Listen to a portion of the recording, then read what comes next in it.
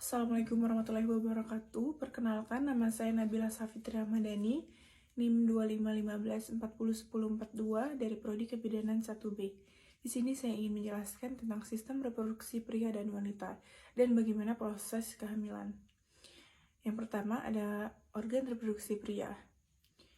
Pada organ ini, sistem reproduksi pria dirancang untuk memproduksi, menyimpan, dan menyalurkan sperma serta memproduksi hormon seks pria. Bisa kita lihat di sini bagian-bagian dari sistem reproduksi pria. Ada penis, prepucium, testis, skrotum, kandung kemih, pubis, vas deferens, uretra. Selanjutnya, organ-organ dari sistem reproduksi pria akan kita bahas. Ada dua, yaitu organ eksternal dan organ internal. Pada organ eksternal, yang pertama ada penis, yaitu organ kopulasi yang berfungsi untuk menyalurkan sperma ke dalam saluran reproduksi wanita. Yang kedua ada skrotum, yaitu kantung kulit yang melindungi testis dan membantu menjaga suhu yang optimal untuk produksi sperma.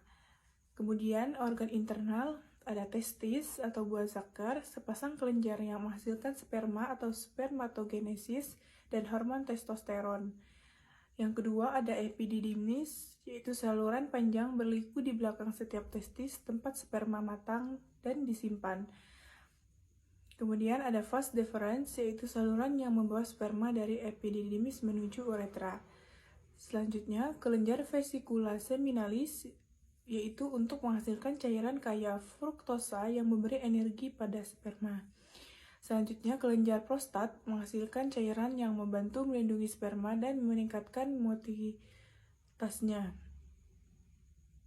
Lalu, kelenjar bulbouretral atau Cowper menghasilkan cairan preejakulasi yang melumasi uretra.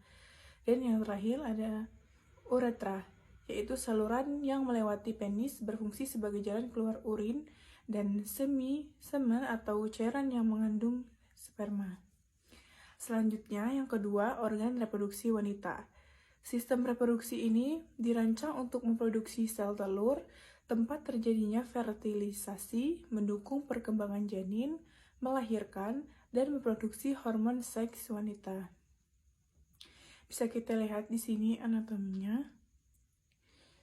Ada vagina, corpus perineum, rectum, commix anterior, cavum douglasii, formix posterior, tuba fallopi, ovarium, corpus uteri, cervix, os pubis, kandung kemih, uretra, dan klitoris.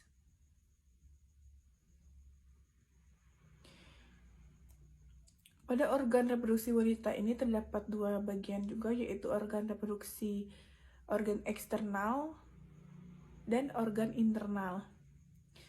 Pada organ eksternalnya terdapat labia mayora, yaitu lipatan kulit terluar yang melindungi organ lain. Kemudian ada labia minora, yaitu lipatan kulit di dalam labia mayora yang mengelilingi klitoris dan pembukaan vagina. Yang ketiga ada klitoris, yaitu organ sensitif yang berperan dalam kenikmatan seksual. Dan yang terakhir ada vagina, yaitu saluran muskular yang menghubungkan rahim ke bagian luar tubuh, berfungsi sebagai saluran untuk melahirkan, kopulasi, dan menstruasi. Organ internalnya, yaitu ada ovarium atau indung telur, sepasang kelenjar yang menghasilkan sel telur atau ovum, dan hormon estrogen serta progesteron. Kemudian ada tuba fallopi atau saluran telur atau oviduk, yaitu saluran yang menghubungkan ovarium ke rahim, tempat fertilisasi atau pembuahan biasanya terjadi. Kemudian ada uterus atau rahim, organ berongga berotot yang menjadi tempat embrio atau janin berkembang hingga kelahiran. Dan yang terakhir ada cervix atau leher rahim, bagian bawah rahim yang sempit menghubungkan rahim ke vagina. Nah, selanjutnya akan kita bahas tentang bagaimana proses terjadinya kehamilan. Kehamilan adalah proses kompleks yang dimulai dengan fertilisasi atau pembuahan yang berlanjut hingga kelahiran bayi. Berikut adalah tahapan utamanya. Yang pertama ada ovulasi. Setiap bulan, salah satu ovarium wanita melepaskan sel telur yang matang. Proses ini disebut ovulasi. Lalu, sel telur ini kemudian bergerak menuju tuba falopi. Selanjutnya ada senggama dan ejakulasi. Saat terjadi senggama, pria mengalami ejakulasi dan melepaskan jutaan sperma ke dalam vagina wanita. Sperma berenang melewati serviks dan masuk ke dalam rahim, kemudian menuju tuba falopi. Dari jutaan sperma, hanya beberapa ratus yang berhasil mencapai tuba falopi, tempat sel telur berada. Selanjutnya ada tahap fertilisasi atau pembuahan. Jika ada sel telur di tuba falopi dan sperma berhasil mencapainya, salah satu sperma akan menembus dinding sel telur dan membuahinya. Saat ini terjadi, dinding sel telur akan mengeras mencegah sperma lain masuk. Sel telur yang telah dibuahi ini disebut zigot. Fertilisasi umumnya terjadi di tuba falopi.